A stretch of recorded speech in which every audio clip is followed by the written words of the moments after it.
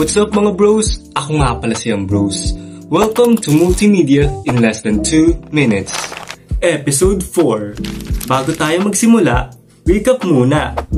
Kung ang sagot mo ay letter A, redundancy, you're right!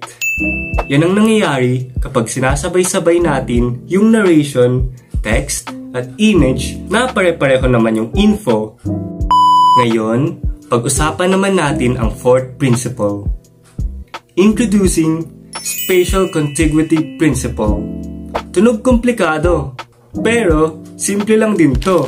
Ang principle na to ay nagsasabi na dapat nating ilapit ang labels or text sa mga images or complementary elements na tinutukoy nila kaysa kung nakakalat o nasa ibang sulok ng slide.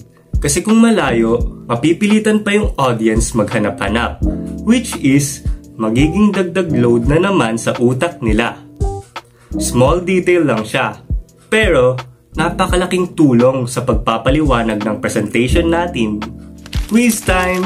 Ano ang pwedeng mangyari kapag ang text at image na magka-partner ay inilagay mo sa magkabilang dulo ng slide? A.